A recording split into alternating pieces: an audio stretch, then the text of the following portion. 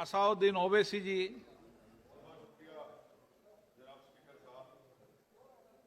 Sir, मैं इस bill की मुखालिफत में खड़ा हूं और इसलिए खड़ा हूं क्योंकि मेरा एक पार्टी का कंसिस्टेंट पोजीशन है कि जब इस हुकूमत ने दफ़ा 370 को अपनी ब्रूट मेजॉरिटी की ताकत की बुनियाद पर अनकॉन्स्टिट्यूशनल तरीके से उसको ख़त्म किया, मैंने उस वक्त कहा था कि एक कॉन्स्टिट्यूशनल ब्रीच है और मेरा ये कंटिन्यूस मौक़िफ़ है।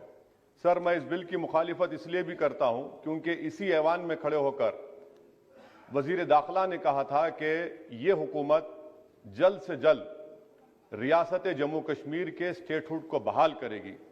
आज आप उस अपने वादे से मुनहरिफ हो रहे हैं क्योंकि जब आप जम्मू कश्मीर केडर को एमगुट में मिला रहे हैं तो इससे आपकी नीयत का साफ इज़हार होता है कि आपने जो उस ऐवान को उस वक्त वादा किया था कि जम्मू कश्मीर की दोबारा रियासत को बहाल किया जाएगा, वो सच्चाई पर मुबनी नहीं था, वो सिर्फ महज अल्फाज थे या जुमले थे।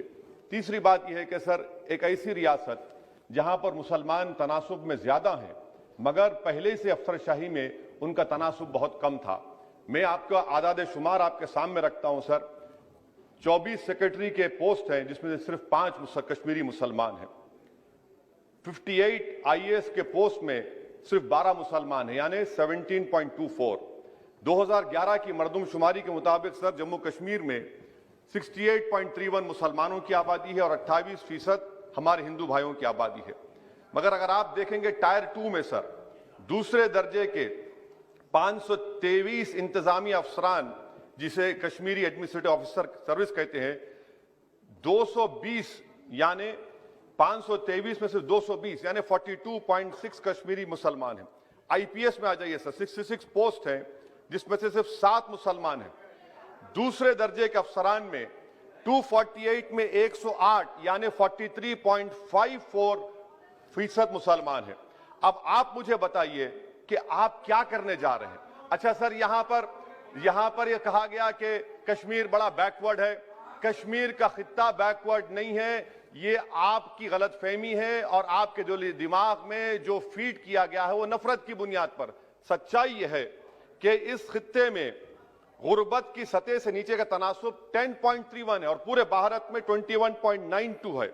मैं सरकार से जानना चाहता हूं कि आखिर आप कश्मीर की रियासत के स्टेटहुड को बहाल करेंगे, नहीं करेंगे। चौथा बात यह कि आपकी गलत फैसले की बुनियाद पर दूसरे ऐवान में एक भी कश्मीरी रुकने पार्लियामान नहीं है। यह हमारे मुल्क की, भारत की तारीख में तीसरी मरतबा ऐसा हुआ है।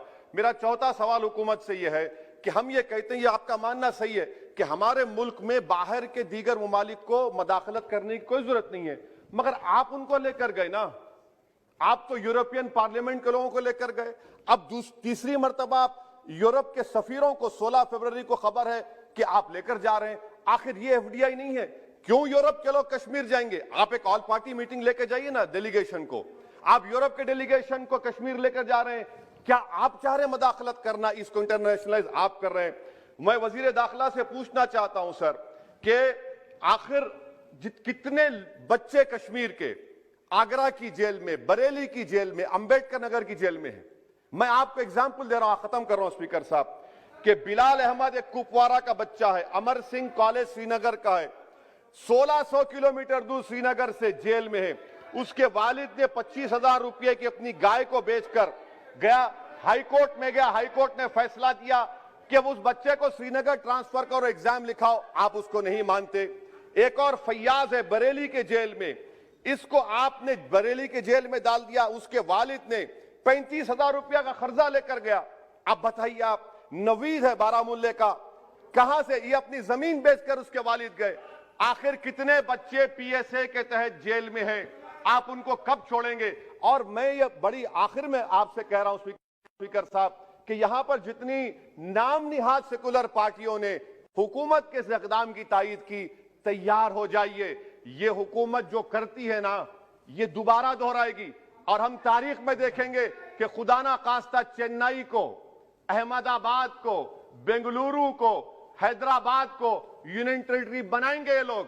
ये कश्मीर में तो एक एग्जाम्पल बना दिए, यहां तक तजुर्बा किया गया। आज ये सब बैठकर थाली मार रहे हैं। जब लखनऊ UT बनेगा, جب بنگلورو یوٹی بنے گا، جب ممبئی یوٹی بنے گا، اس وقت ہائے ہائے کریں گے۔ یہ کنسسٹنٹ پالیسی آپ کی ہے۔ اسی لیے سر میں ہوم منسٹر سے جو سوالات کیا ہوں، میں آپ سے پوچھنا چاہتا ہوں، اور یہ 2G سے 4G کر کے آپ نے احسان نہیں کیا، امریکہ کے دباؤ میں آپ نے کیا۔ بریڈ شرمن سے بھارت کے سفیر نے ملا، امریکہ نے سٹیٹمنٹ دیا، اور آپ نے 2 دن میں 4G کو بحال کر دیا۔ آپ اس مسئلے کو انٹرنیشنلائز کر رہے ہیں، یہ غلط ہے، اور اس سے کشمیری عوام کا ڈس ایمپاورمنٹ ہوگا، ایلینیشن بڑھے گا۔ شکریہ سر۔